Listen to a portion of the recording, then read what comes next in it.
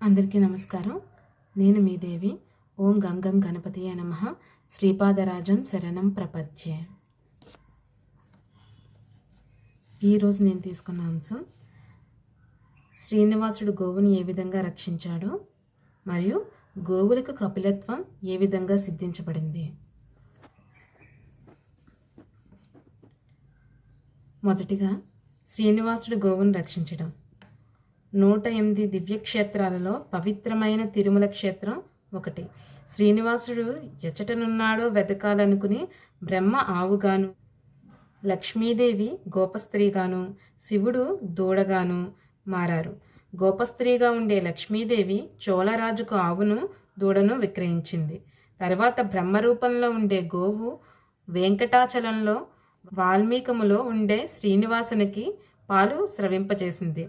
ప్రతిదినం పాలు స్రవిస్తున్న గోవుపై గోపాలుడు గొడ్డల్ని విసిరినప్పుడు శ్రీనివాసుడు ప్రత్యక్షమై ఆ గొడ్డలి తనపై వేసుకుని గోవుని రక్షించాడు.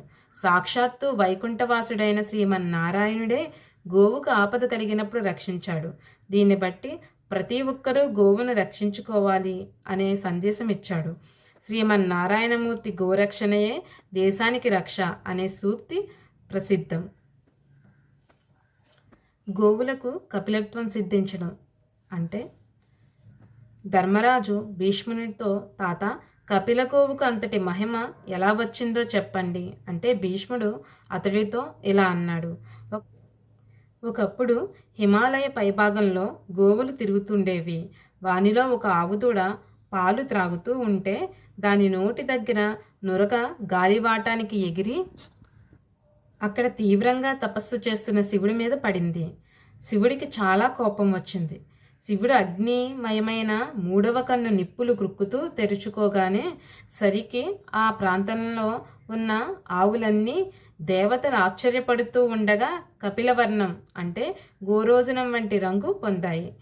అలా రంగుమారిన ఆవులు బెదిరేసరికి తక్కిన అన్ని ఆవులు బెదిరి పారిపోయాయి. ఆ సంగతి తెలుసుకుని బ్రహ్మదేవుడు శివుని దగ్గరికి వచ్చి నమస్కరించి, మహాదేవా, నీవు ఇప్పుడు అమృతాభిషేకం పొందావు. ఆవులకు ఎంగిలి లేదు. చంద్రుడు అమృతం ఇచ్చినట్లు ఆవులు పాలిస్తాయి. కాబట్టి వాటి దూడలు త్రావిన పాలు కూడా పరిశుద్ధాలే. కనుక కోపం వదిలి వాటిని కరుణించండి అని విన్నవించి ఒక చక్కని ఎద్దును కానుకగా ఇచ్చాడు. శివుడు సంతోషించి ఆ ఎద్దును ధ్వజం మీద గుర్తుగా వాహనంగా చేసుకుని వృషభకేతునుడని, వృషభ వాహనుడని ప్రసిద్ధి పొందాడు.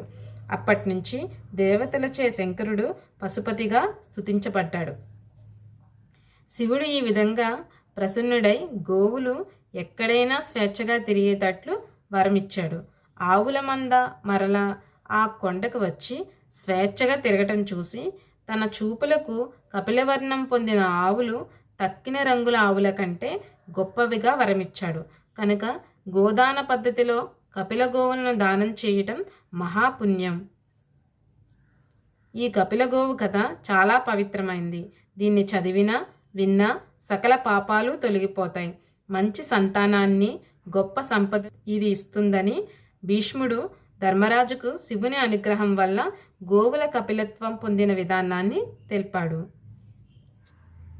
ఇంకా గో ప్రదక్షిణ మహత్యం గురించి మన వేదాలు పురాణాలను బట్టి గో ప్రదక్షిణం గురించి ఈ విధంగా చెప్పబడుతుంది. గోవులు కనిపించగానే నమస్కరించి ప్రదక్షిణ చేయాలని, ఆ ప్రదక్షిణంతో సప్తద్వీపాలతో కూడిన భూమండలానికి ప్రదక్షిణ చేసినంత పుణ్యం వస్తుంది. గౌతమ మహర్షి ద్వారా గోమాత ప్రదక్షిణ మహత్యం తెలుస్తుంది. ఒకప్పుడు బ్రహ్మ 3 లోకాలను లేని ఒక సౌందర్యవతిని సృష్టించాడు. ఆమె పేరు అహల్య. ఆమెను తగిన వరునికిచ్చి పెండ్లి చేయాలనుకున్నాడు బ్రహ్మ. కానీ ఆమె చక్కదనం చూచి ఇంద్రాది దేవతలు, బ్రహ్మజ్ఞానులైన మునుల సైతం ముగ్ధులైపోయారు. ఇంద్రాది దేవతలు బ్రహ్మ వద్దకు వచ్చి ఆమెను తనకివ్వమని పోటీలు పడ్డారు. అప్పుడు బ్రహ్మ ఒక నిర్ణయం చేశాడు. ఎవరు ముందుగా భూప్రదక్షిణం చేసి వస్తారో వారికి ఈమెను ఇచ్చి పెండ్లి చేస్తానని చెప్పాడు. అప్పుడు దేవతలు మొదలైన వారంతా భూప్రదక్షిణం చేయడానికి బయలుదేరారు.